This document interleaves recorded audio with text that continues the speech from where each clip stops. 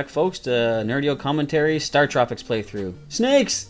Why is it not on the plane. Why does it always have to be snakes? Look at that epic dodging. Yeah. Now I'm going to kill each and every last one of these little buggers. Yes, Samuel L. Jackson would be proud. Well, those Monday to Friday snakes. Yeah. Tired of those monkey fighting snakes. Oh. I was referencing the TV version of Snakes on the Plane where they edited the swearing. You do know I can use bleeps if we need to. No, I like the censoring better. It's even funnier than the actual dialogue to some extent. Yeah. Did you call me an ice cream, you fruit basket? Yep, something like that you would see on a TV version of a movie. I think I'm pretty good at killing those zombie ostriches. Oh, another dark room. Yep. Now this room's kind of interesting. You gotta sort of use the bad guys to see where you're going.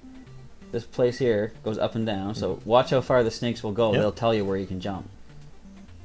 So far, the third snake's looking the best. Yep, you die. And now, the tricky part of, okay, how do I kill these guys without dying? I got a plan in mind. Aha! Oh, nice.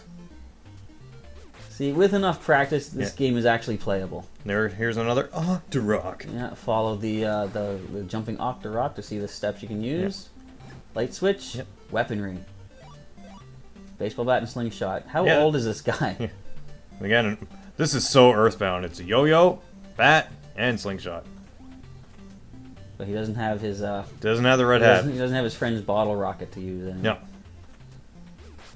These look like the flies from the original Mario Brothers when they come out of the pipe. Oh yeah, the Mario Brothers. Yeah, just not one. the Super. Not Mario Super Mario Brothers, but Mario Brothers. See, I wonder how many of our viewers actually know there was an original Mario Brothers.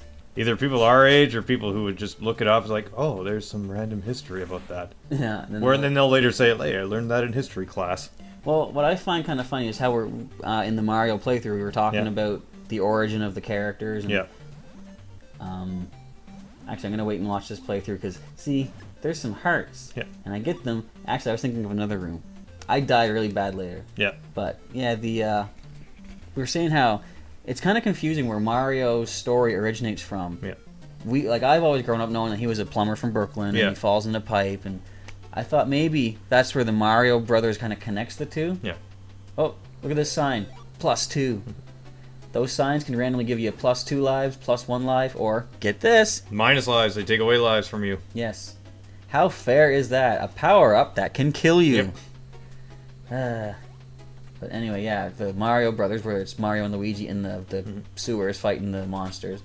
I think that is sort of a lead into how they wind up in the Mushroom Kingdom. You know what? Like, I remember there was actually a cartoon movie in the mid-80s. It was an anime with the Mario Brothers. It was kind of the same premise of having to go to the Mushroom Kingdom. Although, I believe they were transported via a video game into it. So it was like Tron. It was before Tron or something like that. But like Captain N. Yeah, but at the end of it, they're back home, which they never do now. Like, it's established that they live in the Mushroom Kingdom. Look at that stopwatch. Look, I could have used you 5 minutes ago. Yeah. Yeah, but in the Mario and Luigi Partners in Time. Yeah. It's sort of indicated that they were babies in the Mushroom Kingdom. Yeah. Yeah, like even starting from Super Mario World 2 as well. I mean, I get the whole, maybe Baby Mario was dropped off and Yoshi has to take him, the Yoshi's Island story. But I don't know, why was Baby Luigi there in the Mushroom Kingdom? And they were there. They weren't in their baby forms. They were in kid versions. Yeah. It kind of just completely blows my whole... It's like they established one form sort of canon, but then they just completely went to a different way about it. Yeah, I kind of like... Although, keep in mind, it's not as bad as Zelda. Watch out, folks. Don't go this way. It kills you. I was going to say, it's not as bad as Zelda, where there is no definitive canon of, which game is in what order or anything like that. Yeah, I think they could actually work it out at some point, but they're not even trying. Nope. It's like, I was expecting Twilight Princess to be a perfect connection between... what was it? Ocarina of Time and Wind Waker. And I'm not going to spoil anything because we're actually doing a Twilight Princess playthrough. Right. But let's just say it doesn't really connect anything. In fact, it breaks the timeline even worse. That's the thing. There's a divide in the fan base of people who feel that there's a split timeline or I believe just like one linear timeline, because with Ocarina of Time it can be concluded as two possible timelines that goes, and the games are corresponding with each timeline. Yeah, because okay, first of all, folks, if you can tell, there's really not much to say in this playthrough. Yeah. So we're talking about Zelda. Yeah. But yeah, what you're saying with like the alternate timeline is that in Wind Waker, the backstory there says that Ganon somehow came back again from the Dark World. Yeah. And they're waiting for the hero, the adult Link, to come back and stop him again, and he never showed up. Right. Because adult Link went back in time, became young Link, and went off to Termina to deal with Majora's Mask. So, yeah. Then there's some they were trying to put as like something at the start. What was the one where he had his Minish hat? Cap. Minish Cap. They established that that's where he got his hat. Yeah. And that was before Ganon, but I think there was moblins in that. It's like, but I thought the moblins were something that Ganon created himself in his image. What else is cool about that though is like they had a Four Swords game that was like a mini game sort of. In Minish Cap, you actually create the Four Sword, which was awesome. Yes, Mike Jones, how you doing over there? Watch those falling platforms. Yep. I can never really trust any of these, and you got to make sure you hit every switch you can because you never know what might be necessary. And this game is perfect for people with OCD and all that. Just like we have to make sure you get check everything. There's some switches you have to hit multiple times even. Yep. And you have to say magic words, but we'll get to that. Yeah. So anyway, moving on to the boss. And this is a guy you cannot kill by yourself.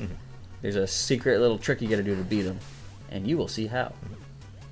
See those red things at the side, you have to actually deactivate by hitting switches. And keep in mind, if you walk into him, dead. Yeah, he's an instant kill if you touch him. And he's also going to kill you if he hits you enough times. I really think I should have installed a Mike Jones own count. Yeah. I mean, he would show Krillin who's boss no time. So I'm going to hit the stopwatch again. And you'll notice that the bugs have frozen solid. That's what the stopwatch does. Supposed to, yes. Sometimes. I'm checking everything else here, make sure I'm not missing anything important that I could use to fight the boss. And apparently I'm not. So, we're moving on. I like how the checkpoints are relatively far and few between. Yes. Because there's a lot of this stage you have to go through just to get back to the boss. Look, how did that... See, the first one missed me. Yeah, but then... The second one... the game suddenly realized, wait a second, I could actually hit him and get away with it. So we come back up here to get the hearts, and don't go all the way up, because that is death. Jump past the mud man again. Swamp Thing! Not You yet. are amazing! Sorry, Swamp Thing cartoon reference. Not yet. Swamp Thing comes later. Oh, no, but this could be sort of considered Swamp Thing. Yeah, dirty Swamp Thing. The lava, mud, Swamp Thing. Yeah, I wonder if it... I always thought it was lava. Yeah, maybe. But then wouldn't those bones have dissolved? Good point. So I think it's more, It's... Yeah. It's death water. We'll go with that. It could be blood.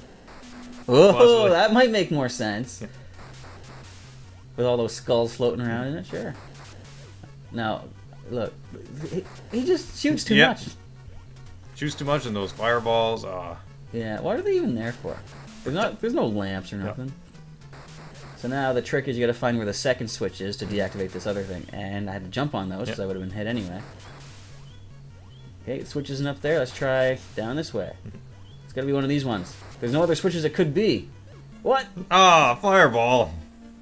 Well, we're... Oh, wait a minute. But could be, yes. There are switches that he's sitting on. Alright then. Back to this room. Now we're gonna freeze them solid again. What the frig? Look, they're moving. I can't say, like, for all criticism of StarTropics, there's one kind of cool thing I like. You don't have to necessarily jump on a switch. You can just walk on it to indicate... in StarTropics 2? In StarTropics 2, I mean, yes. You walk and it shows you a little bright flash that you know it actually does something. Alright, back to this room again. Power myself up with some hearts. Past the mud guy. You know, they could have made this a lot quicker. Yes. But then it wouldn't be StarTropics as we remember it. Get my bolos again because they're so effective against that boss. I don't think I actually used one the entire time even going up here. There's no point to killing, like these guys, there's no point to them except to hit ya. Alright, we're about to take on the boss one more time, so stay tuned for the next part. Dun, dun, dun.